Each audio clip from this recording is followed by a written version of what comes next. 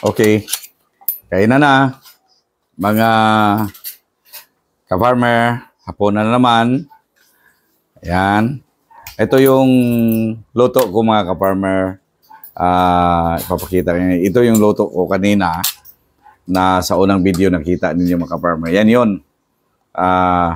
Broccoli with ano ito? Chicken, broccoli, at saka may ano siya? Tawag ditong carrots and cabbage o repolyo. Ayan ang gulay. Ito pa rin ang gulay naming isa.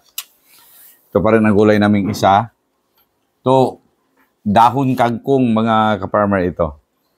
Pinirito, linagyan ng tawag nitong harina. Oh? Napakasarap. Dahon kangkong yan. Ito, yan. Ito ang hapunan, mga apo ko.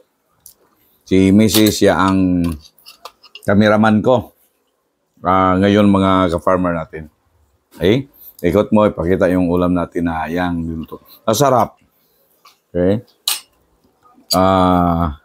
Chicken o manok ang sahog nito. Okay? Sarap ba ang tinikman ninyo mga bata? Okay? Itong dinoto ko. Ha? Parang nasa isang Chinese restaurant ka. Ang lasa mga ka-farmer. Yan, linuto ko kanina. Ito gulay ito.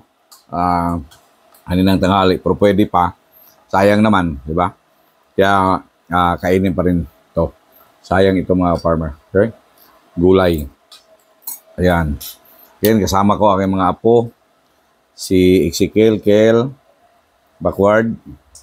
Si Sian, look at the video. Kayo, ayan. Then si Xavier. And mga kasama ko. Yung mga papa nito, nasa ano pa sila, sa work. Kaya kami lang dito sa bahay. Sama ko si sama si Mrs. Siya ang cameraman ko ngayon mga ka-farmer natin. Okay?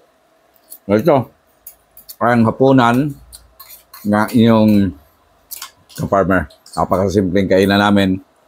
Ito ang linuto ko. Again, ito. Sarap. Sarap ang pampalapot yung Ito yung young corn. Young corn na.